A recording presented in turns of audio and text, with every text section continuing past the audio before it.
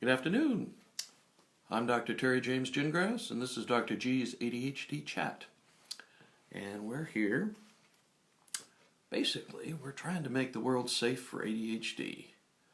And that is a pretty immense job as I look at it. It means training the kids, to some extent, training the parents, training the teachers, coaches, cops. It's a huge job, and we're only making little bitty moves on it, frankly, because there are still people out there. There are still teachers out there who write me, and when I'm giving them a evaluation form for a particular child, they write things like, "Very bright, would do well if she'd only pay attention, or if he'd only try." It's like, Obviously, the law in my state that required teachers to get education on ADHD hasn't progressed very far. So anyway, we still have a lot of people who don't know much about ADHD, don't believe that it really exists, and want to just have the whole thing go away because it sort of bothers them. Well, we're here to try to make a change, and there are a bunch of us out here trying, including you for watching, and thank you for that. I am a clinical psychologist and neuropsychologist.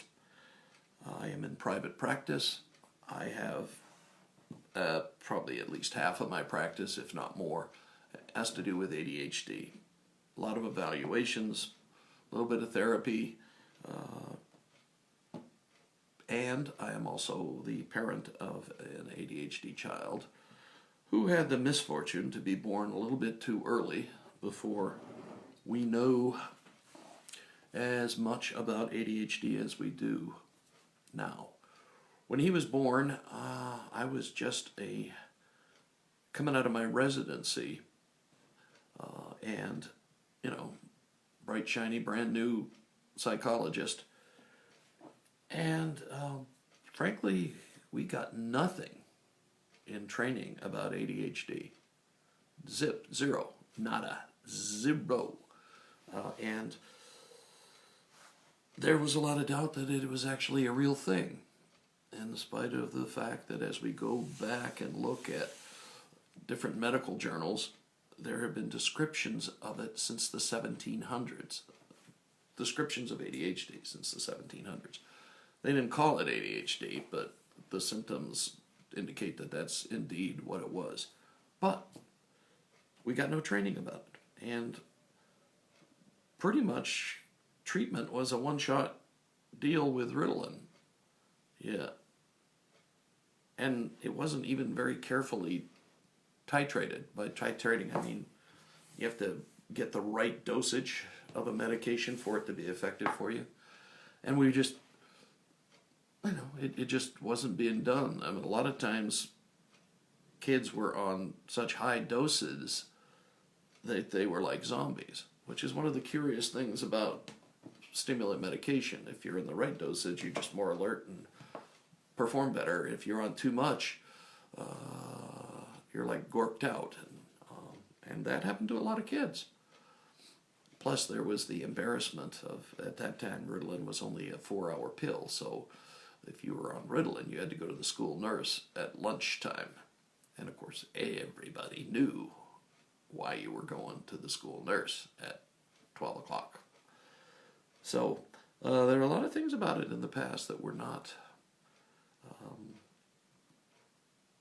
not ideal, but let's just put it that way. Now, well, and I forgot, we did not have really good evaluation methods. A lot of times it was just have them come in, mom or dad or both would fill out a little form with now it's 18 symptoms of ADHD, although I'm sure that's going to be increased because we've added a lot of new things to look for. But that was it, so in 15 minutes, your whole life changes. Now we're a lot more thorough. We have continuous performance testing. which wasn't real prevalent back in the day. And we have a much better theory about what ADHD actually is, which means the ADHD name is not really the most accurate description of what's going on. But we're not going to change that anytime soon. And then we talk about discipline, mostly, is what we talk about. Because mostly what happens when you're a psychologist in private practice and a parent comes in with an ADHD kid, they're mostly wanting ways to control them. They want to know what the latest magic behavior modification trick is, or, how to punish them, how to punish your child best, most efficiently. Unfortunately, with ADHD,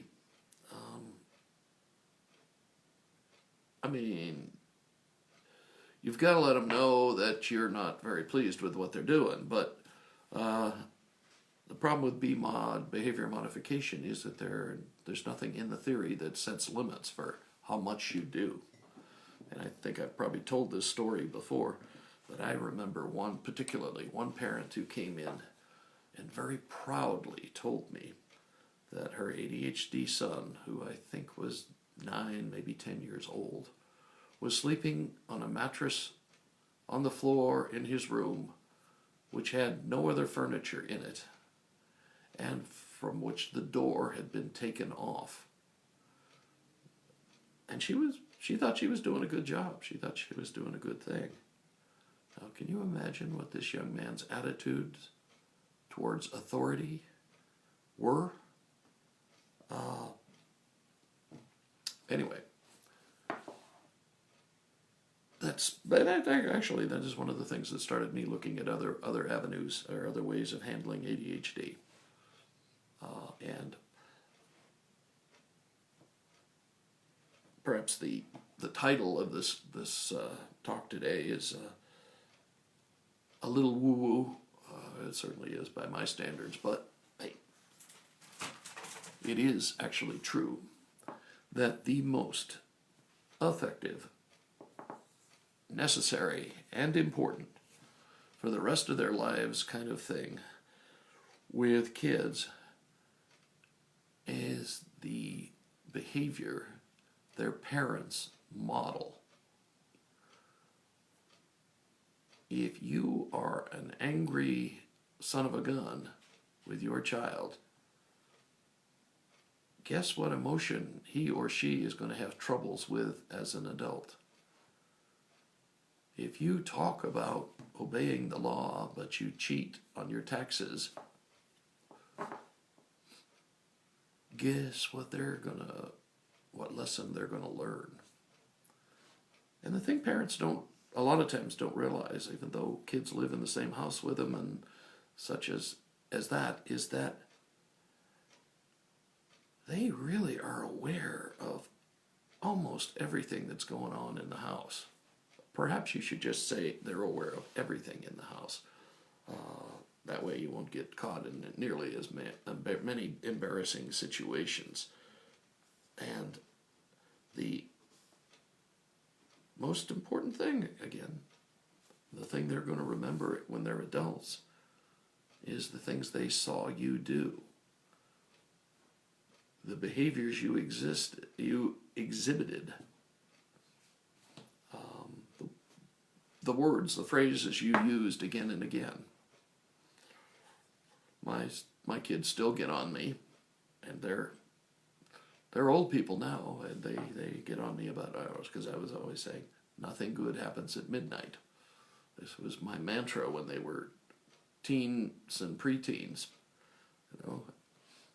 And I don't really remember saying it that often, but apparently it became a thing, and they remembered that. Which there are worse things they could remember than that. And I think honesty.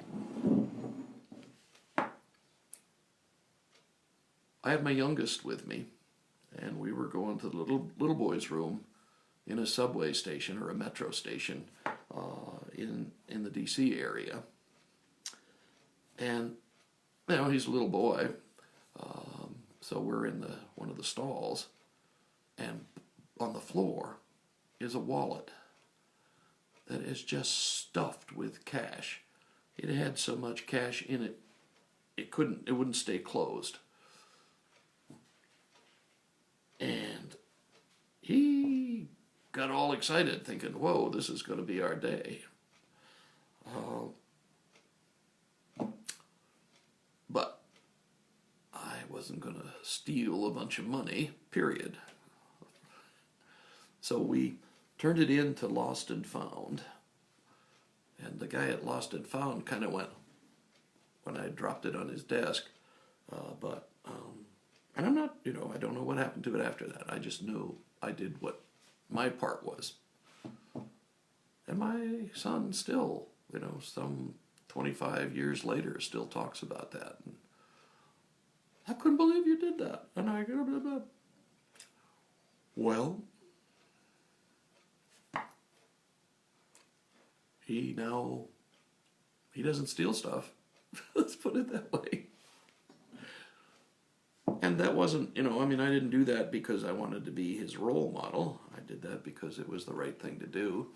And I have more trouble handling guilt than I do doing the right thing. Guilt, regret, all of that stuff. I'd rather just do what's right and feel okay about it. And that's the way I raised my kids. Which makes some of the things that are going on currently in the world a little harder for them to take, probably. Lying is just not one of those things we were real fond of. And we didn't model that either. Mom and I did not lie to each other. Mom and I did not take the easy way out. We're just going to avoid conflict by not discussing this, or by not admitting that, or those kind of things. As an adult, married person, there are lots of chances to try to avoid stuff. But we neither one of us believed in doing that, and neither one of us did that, and our kids don't do that either. And sometimes with people who are raised in different ways, like in-laws, they have a little trouble understanding that. So, although being a good role model won't necessarily immediately get them to make their bed or clean up their room, knowing that you make up your bed and clean up your room is the thing that's going to stand with them when they're adults.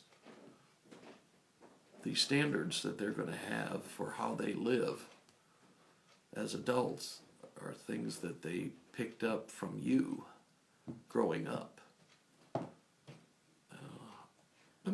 You think about all the things you teach a kid. Boom, they come out of the womb totally unformed. They don't have any toileting training. They don't have oral hygiene training. They don't have physical hygiene training. The whole thing. So you're teaching them everything, like brushing their teeth. And it's going to be hard for them to brush their teeth if you don't brush your teeth. If they don't occasionally see you doing that too, and having you complain about them not taking showers, and you don't take regular showers. When they're adults, they will be little models of you. Just like my daughter said. I was angry with my daughter, and I opened up my mouth, and my mom came out. And my son's the same way. Gee, I sounded just like you. Well, yeah, I guess so. I've been a psychologist for a long time, and I am always impressed and amazed with how much patterns have to do. Hi, Aaron. Thanks for watching. Hope you're not finding out anything you shouldn't. Okay, but the deal is that you show them how you want them to be, how they should be about every little thing. You even, whether you like it or not, you show them a style. It's, you probably don't mean to, but that's just you don't think about it anyway. None of us do. We think about, do your homework, get good grades, dip-de-dip-de-dip. And I see all that all the time. Especially what I see is I see a lot of fathers who got terrible grades, and now expect their kids to do what they didn't do, even while they talk down education every other breath in the home. It's just not going to work. What you do, what you role model, is way more important than anything else that you do. Although I got to admit, sometimes it takes a little bit longer for it to show itself. Okay? They don't immediately become little clones of you. Actually, what is a funny thing that happens is when they're younger, they're just like you, and then they go through this thing called adolescence, where they are fighting against everything you stand for and trying out all the things you say you don't want them to do. And then, fortunately, somewhere in their 20s, sometimes it's a little later if they're in college, but they come back to, the family values and start doing just pretty much what you would expect. So visiting them is not a surprise. Like it can be if you visit their dorm rooms while they're in college. It's like, holy cow. But when you are visiting their homes and they're established a little bit, it's very comfortable usually because it's a lot like what they grew up with. And that's the thing you've got to understand, is that what you do, your behavior, the way you say things, the way you express things, the way you handle things, the way you handle problems, your problem-solving techniques, the way you handle crises and problems and that sort of stuff. That's all way more important than anything you say to them, anything you punish them for or reward them for. At the end of the game, we are all following a lot of the rules that our parents set up. And it's important to always remember that. Even if you have an ADHD child, they still want to please you. And they still will do the best they can to be like you, to follow the things that you think are important. So always remember that. And don't just discount it. That's no big deal. Because it is the biggest deal. And when they're young adults, you'll clearly see that.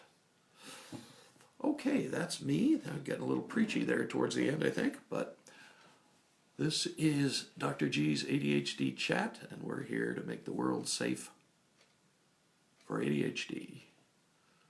Because common people, normal people, inside the box thinking people do not change the world.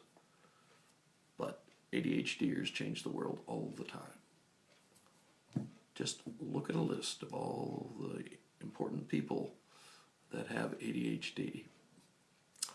Okay, we will catch you next time. I am available at terrygingrassphd.com, and we'll catch you next week. Thank you.